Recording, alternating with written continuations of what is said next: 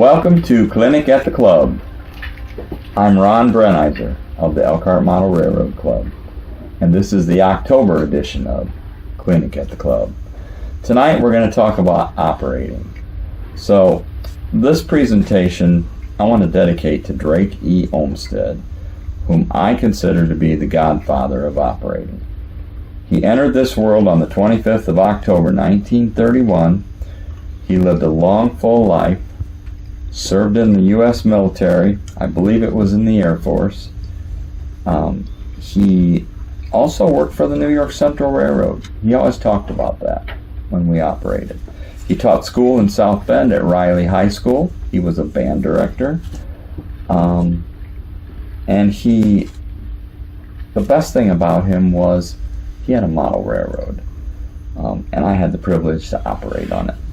So Drake took that last westbound train on the 18th of January in 2013. Way too soon. He was only 81.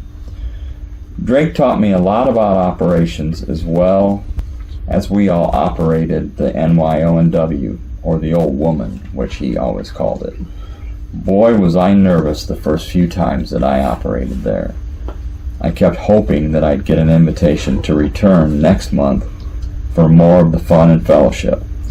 I fondly remember towns with names like Randallsville, Earlsville, Bartlett, Sydney, and Norwich.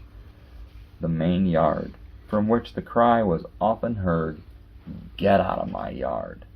That was by Joe Berger, who now operates the Great Northern Cascade Division. I learned the art of dispatching, or at least the first rule of dispatching. You may know where you are, and God may know where you are. But if I don't know where you are, you and God had better be on good terms. That was the cry we often heard from Bob Petit, the dispatcher. Right before Drake shouted, "Clock on," we learned about timetable and train orders. We used train header cards. There was a card for engines, cars, and the caboose. Every car had a card. And oh yeah, better fill out your air test card and sign the caboose card. We used waybills to tell the operator where cars were to be spotted or picked on the layout. OS posts were located along the way, and you were required to contact the dispatcher to let him know where you were along the way. Remember the whole you and God thing. Each train needed a clearance form, which would tell the crew about meets with oncoming trains. Form 19s were used along the way for special instructions. Not everybody ran a train on Drake's layout. We needed clerks to run the towers and to keep track of the paperwork along the way. After all, it was 1947, if I remember correctly. So you still want to operate? Well, operating at the Elkhart Model Railroad Club, yeah, it's kind of a spaghetti bowl, but it is a lot of fun, and I, for one, wouldn't have it any other way. We use switch lists, one for pickups and one for setouts. And here's an example of those. I've got one of each.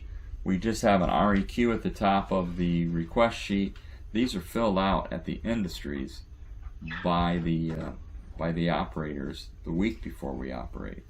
They're going to choose which cars are actually going to be picked up from the industries, and then they're going to turn another card in to the yard master, because we do preset things at the yard. There are a lot of different ways to operate.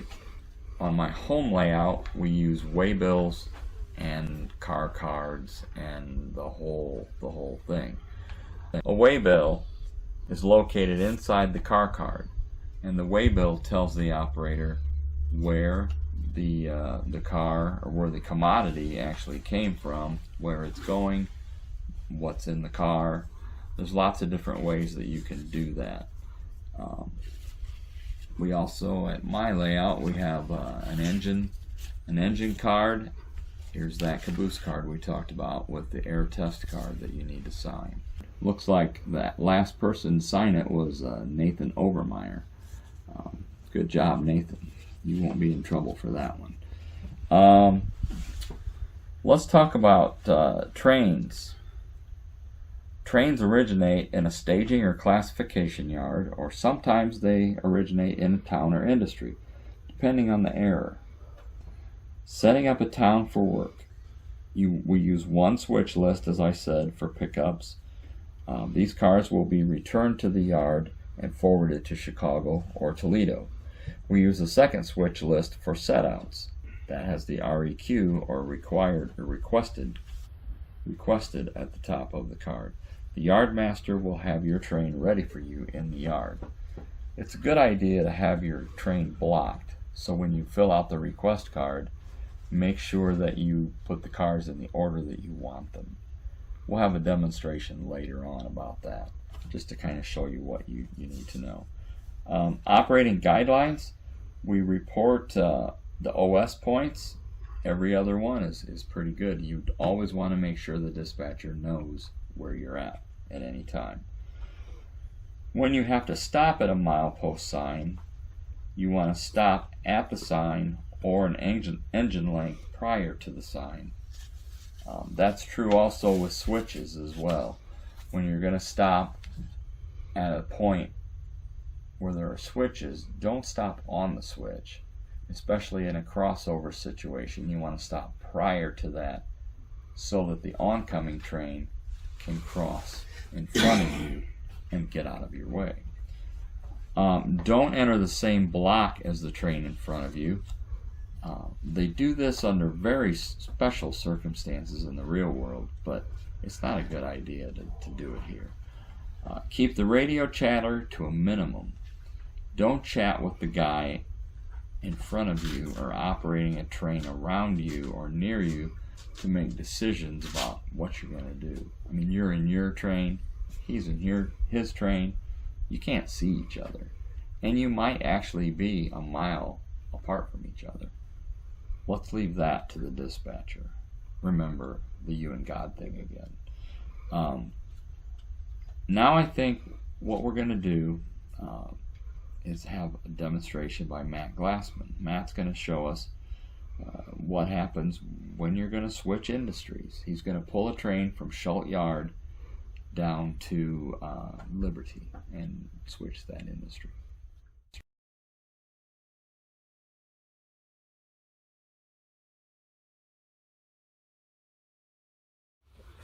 When I'm operating at Ron's yard, if I get yard, it's yard. not my yard. Shut up. It's my house.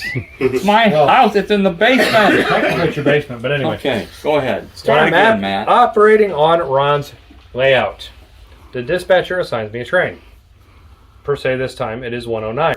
Grab my packet, do all the stuff that I have to do there, and then I contact dispatcher so that way I can leave. As I'm going through mileposts, like let's say I hit 109, I have to OS, so I have to call the dispatcher, let him know, hey, I am at this is train 149. I am at milepost 109. Just so the dispatcher knows where I'm at. This sheet also tells you where I stop, when I contact the dispatcher for permission to continue, what yards I work at, and where I terminate.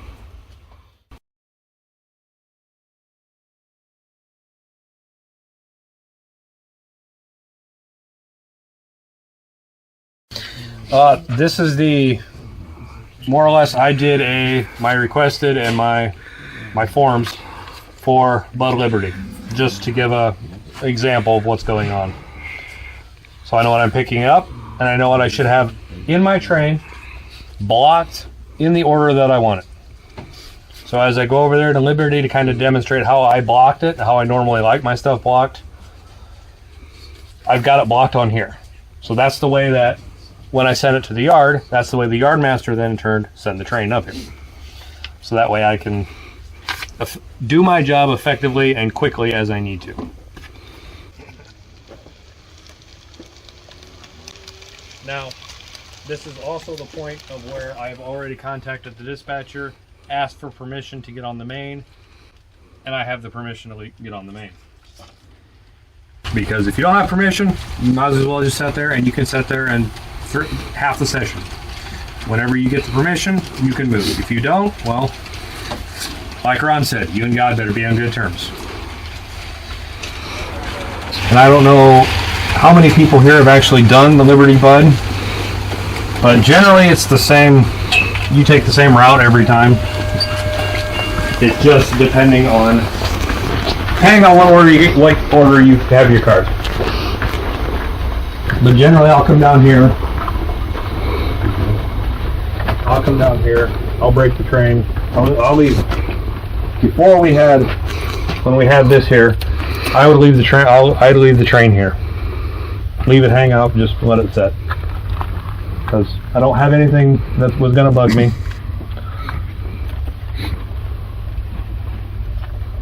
So then I'd bring the train down here. Now, the way that I've got this set up, if you look at the train car here at the co-op, there's a tank car here at the for the feed mill, or the that place that used to be there. It's not there now, obviously. And then there's a box car in the back corner for that industry. Well, my requested says, hey, they want all those changed out. So then the train has been blocked in such a manner that I can then in turn pick up all my cars and set them out. And the one locomotive that has way too much momentum. Anyway.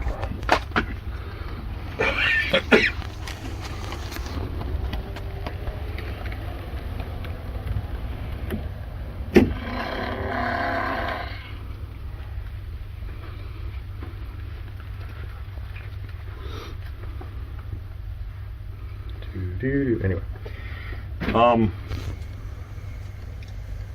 if the industries like over there that have, you know, a yard that you can play with, it isn't as important to block the cars because you've got space you can stick cars and put cars and rearrange stuff. It just takes more time. It depends on how efficient you want to be. If you want to be really efficient, you can have the whole train blocked, so all you gotta do is drop, and gone. And you don't have to, you know, spend 20 minutes digging the fourth car back that you need for that industry. You can just pull the first three off, drop them, and keep right on going. Wouldn't that be the sign of a good yard master then, is to block them and on the train? You're right, but I have no idea where they're going. I'm over there. In some of these built places, I'm 700 miles away. I have no idea where they go. I'm in the yard. And he's not obligated to do that. Right. He can, but he doesn't have to. It helps sometimes. Correct. If they're set on here already blocked, when I do a request form, I start at the bottom or the top and work my way down. And then once I hit the last car, I'm done. Okay. And like here on my requested form, I also have, this car goes, the Santa Fe goes to Midwest. The Texaco car goes to the feed lab here. And the third one goes to the Liberty ladder. Wherever that car may go, it goes somewhere here in the ladder. Now, being the yard master, I have no idea I just see names. I just see names on a piece of paper. I've never seen the industry before in my life. So if this is how I get it, and it's not blocked the way you want it, then that's your fault. Then that's your fault, and it may take you twice as long to do it because you've got the car that you need for this way back industry down here is first. But according to how you switch it, you know, it's mid-train maybe. Mm-hmm. And on some of the trains, if you're 50 cars deep, and it's a trailing point switch that you're doing anyway, so you have to get it on the way back, it's just, you have to really pay attention to how you're blocking your train because it can take a 1 minute or like an hour job, 3 hours because it's not blocked. It's just random. Okay. Like here I can have Liberty at the end of my train. Mm-hmm. Well, if I got to drop those cars and I got to run my train down here so I can switch it, well, now my locomotive's halfway around the corner. And if that doesn't exist, where am I going to put my train? so I can get my locomotive over here. So it's if you've never operated the industry before, for one, I'd find somebody who has and maybe can guide you through that process. Now, how I've got it blocked, the next set of cars, the next two, go on the left side of Liberty, or left side of Bud down there. And I've notated that. Bud, malt plant, left side. Then the next car is Bud, malt plant, right side. So that way the operator knows exactly where that car goes. And then there's a tank car that goes on the fuel team track, which is just right there by itself. And then the last two hopper cars, there's 4 tracks there that have nothing but hopper cars. It goes in one of those 4 tracks. Since we kind of don't have those predetermined on which are empties and which are loads, that may be we need to determine which track is, these are my empties and these are my loads. Down there you're also pulling cars. Correct. And while I'm doing all of this, I am pulling what cars are on my pull list. Okay. So, and then by the time then I got my train built down there, then I can come all the way back up here. I can go to the yard after I get my permission from the dispatcher. I can go into the yard, drop my train off, and I'm done. Drop my train off, put the locomotive away, and I'm done for the day. But if you don't block your train, that 1 hour of session could take 4 hours. Blocking is very important. It just makes your life a little easier. So it all depends on how hard you guys, how easy or how hard you guys want it. But that's just operations. And it's stuff you learn. The more you do it, the more, if you operate, especially if you get a chance to go to somebody's house and operate, you learn real quick how to do things. I've been to Chuck's house once, and it's a whole different game than it is Ron's house. And I've been to a couple other guys. They're all different. I've never been to one layout that is exactly the same as the next one. Everybody's layout's different, and everybody runs their layout differently. So the club's one way, Ron's another. You may be another. It's your railroad. But you got to make it fun too. Well, that was good, Matt. I just want to say in conclusion, thank you for your support. I'm Ron Bruneiser from the Elkhart Model Railroad Club, and this has been the October edition of Clinic at the Club. I'm also the superintendent at the Southern Railway Eastern Division in North Carolina, where it's 1973. And we run all our trains long and forward, sounding them 5 chime horns loud and proud. And we say, son, that's how the railroad was meant to be. Thank you.